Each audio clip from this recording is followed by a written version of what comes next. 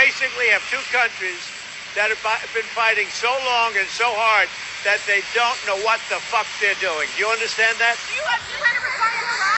That is the sound of a man that is realizing that he doesn't have as much influence over his ally as he thought he had. And he also doesn't have as much dictation over his enemies like he thought he had. Let me kind of give a disclaimer to MAGA, to extreme right-wing conservatives who will really support Donald Trump. This is about the most kind video I think I will ever make of Donald Trump. Remember that meme, the worst person you know just made the greatest point? Because I think that is the most human I've actually ever seen Donald Trump in all his years of politics, or at least all the years that I've been aware and he's been in my bubble. I know he's been doing politics since '88 and he's been trying to get in, but let's go from about 2012 or so to now. And I've always had the theory, and I'm going to share it again, and maybe one day I can do a longer video, but I don't think I need to, that Donald Trump is actually not fond of war. I think he postures a lot. I just said in a video I made recently, it's this psycho analysis that I've done of him. Remember when they said he dodged the Vietnam War because he stated he had a bone spur and things like that? I think the thought of war, no matter how narcissistic he can be, really irks him. It's really something that I think doesn't work for him. I think it affects the sort of balance and structure that he likes to have at home, and he can just focus on being a populist, right? With that said, that's about as nice as I would be. And I think he really meant that. And I think he really generally, in this matter, I don't think he wants a peaceful life, but in this matter, wants peace. Now, in continuation, I do have to give some criticism that's not only reserved for him, but it's reserved for us as Americans. It's reserved for the American empire, which is, we are starting to learn a harsh lesson in sovereignty, in truly not being able to have as much influence as we've always had.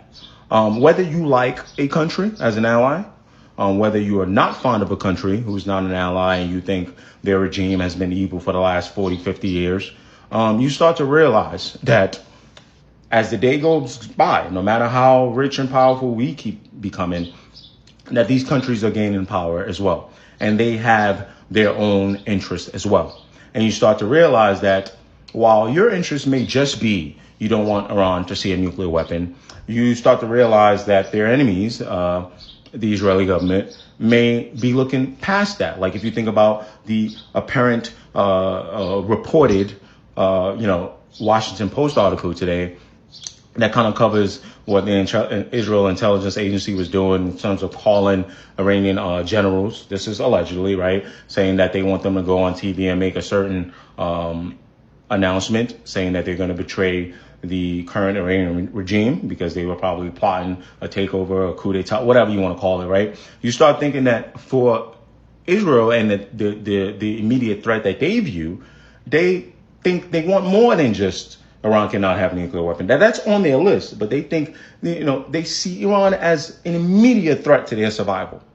And for someone like Donald Trump, there might be people on his team that buy that as well with Israel, and they're on the side of Israel. He inherently doesn't see that. So he's now learning that harsh lesson, right? And it's going to be a lesson that's going to keep learning. And then when you look at the Iranian regime, Donald Trump may think he had some kind of wink-wink. Our U.S. government think okay, listen, we're going to drop the bunker busters. We did pull out the nuclear deal, but we are going to show with force and do what we think we have to do to stop you from developing and enriching uranium. And then, you shoot them. I don't think it works this exact, but I think it's more of a wink-wink. You can, you shoot at our missiles at our bases in response. No one gets hurt. And we can have more diplomatic talks about, nuclear weapons. And we may not be as interested in, I remember against Israel's point, as interested in toppling your regime. We'll probably play a longer game, right? But the Iranians might be like, no, that's not enough for us either, because you don't really understand that, at least at the very top, we actually see these people as our exact enemies. And we actually do want conflict. And we actually are willing to take it there. Right? And we actually, you understand what I'm trying to say? And you start learning slowly but surely. He's learning a harsh lesson in geopolitics. Maybe this would have flew in the 70s and 80s.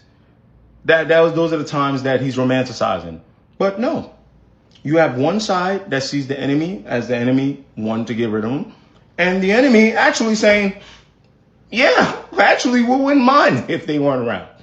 We're not like the other, and I'm just talking about the leadership here, not actually the Iranian people, right? So, yeah, that's that. But this was a very human side of him. For a lot of us, whether I'm pro-MAGA or not MAGA, I'm pretty much a soft liberal snowflake, so you guys know that I'm going to always be anti-war. This is one of the few times where our interests meet, they converge.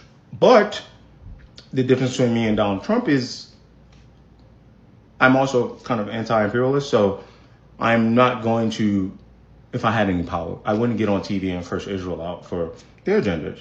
Same way I wouldn't curse Iran out for their agendas. I know that it's a geopolitical game, but like my mother used to say, as you lay your bed, you lie on it.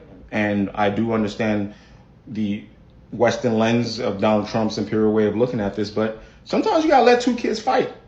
Okay? All right. I hope I've laid this out with a little nuance and it makes sense to most of you guys. All right. Good talk.